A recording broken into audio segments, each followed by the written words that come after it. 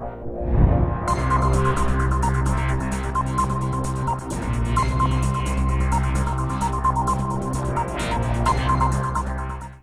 Guys, मैं बेटू boss आप सभी लोग को आपके इस एटीसी चैनल में स्वागत करता हूं। आज हम लोग क्लास 12 के पोएट्री के 4 लेसन्स का अध्ययन करेंगे।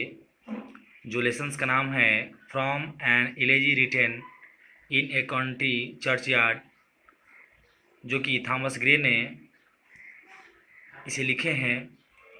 ये थॉमस ग्रे ने इस लेसन्स में यह बताया है कि जो भी इंसान इस संसार में जन्म लेते हैं उन्हें एक ना एक दिन कब्र में जाना होता है। अतः इस बात को बताते हुए सभी व्यक्तियों को सूचित करते हैं कि इस दुनिया में कुछ है नहीं। जब तक रहना है हमें इसमें आपस में सभी का भाईचारे और प्रेम से रहना चाहिए। चलिए हम लोग लेसन को पढ़कर इस कहानी को पूरे ढंग से अध्ययन करते हैं।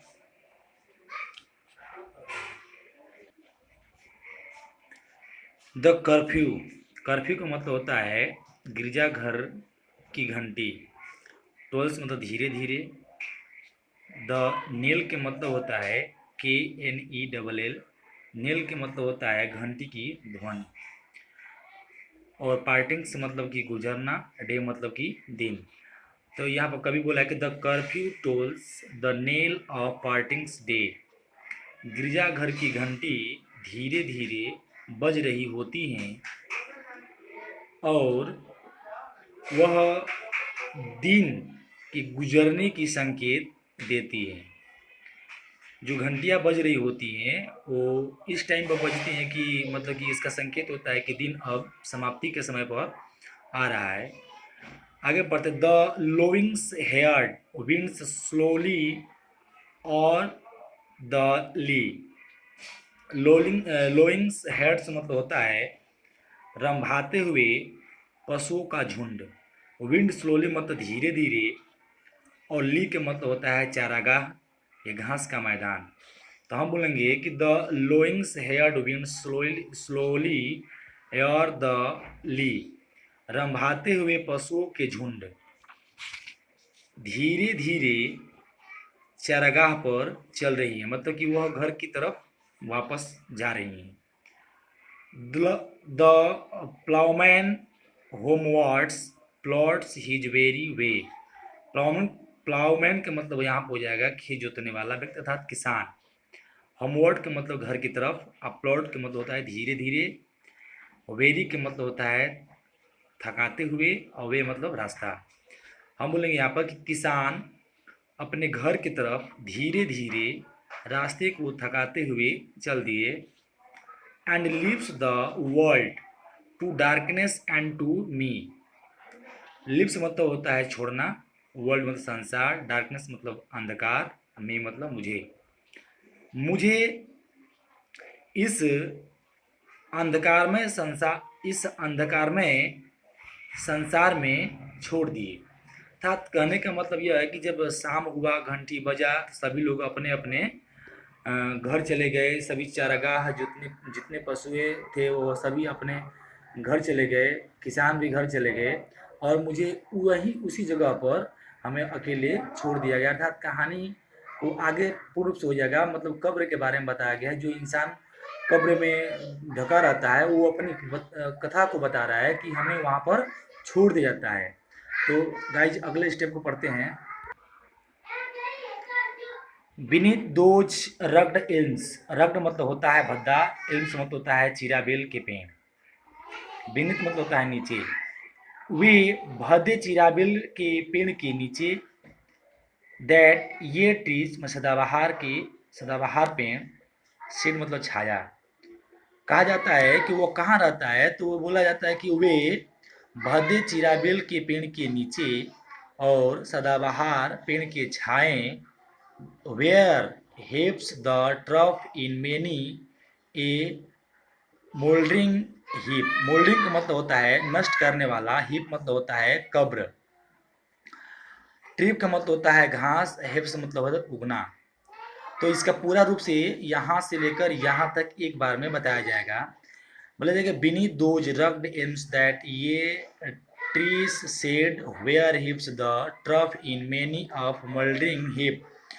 बोला जाएगा कि भद्दे चिराबेल के पेड़ के नीचे और सदाबहार की छाया, जहाँ बहुत से नष्ट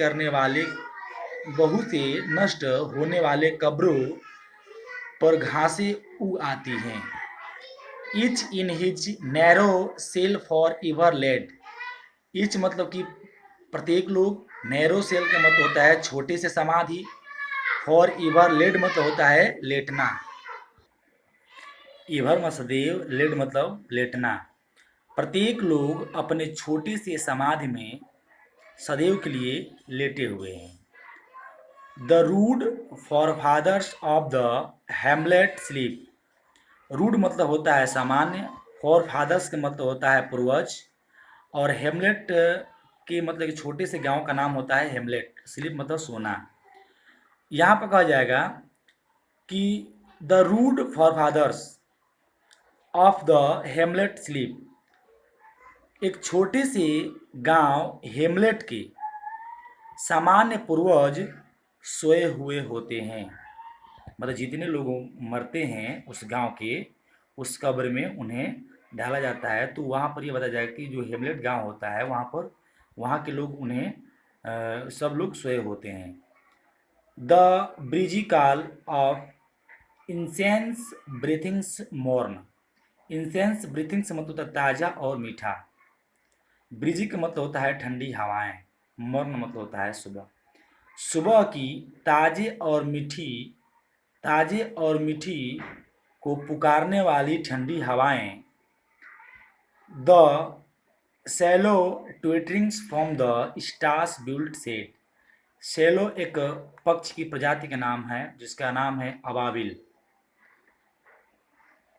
the swallow twitterings from the straw built shed. जो अबाबिल पक्षियाँ होती हैं वो अपने भूसे से निर्मित छाया से चहचहाती हैं। द कॉक्स स्ट्रिप्स क्लॉरियन, मतलब क्लेरियन का मतलब बाग देना, मुर्गे बाग देते हैं। और द इचॉनिंग सहार्स, शिकारी होता है, हार मतलब भोपू बजाना, और शिकारी जो होते हैं अपने भोपू बजाते हैं। कहने का मतलब यह होता है कि जो ताज़ी और मीठी सुबह की मतलब हवा, जो ठंडी हवाएं होती हैं वो, और जो अबाबिल पक्षी होते हैं वो अपने घोंसले से चहचहाती हैं, और मुर्गा जो बाग देता है, और जो शिकारी होते हैं भूख बजाते हैं, इसलिए ताकि वो सभी जो सोए हुए व्यक्ति होते हैं उठ जाएं, क्योंकि सुबह हो गया होता है। मगर यहाँ पर कवि कहता है कि no more shall reach them from their lowly bed. Lowly bed मतलब होता है कब्र। कहता है कभी कि no more shall reach, reach मतलब उठना, वे नहीं उठते हैं them from their lovely beds, अपने कब्रों से।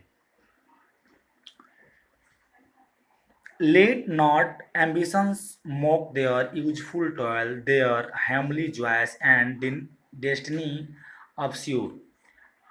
एम्बिशन का मतलब महत्वाकांक्षा, मॉक मतलब मजाक उड़ाना, यूजफुल मतलब होता है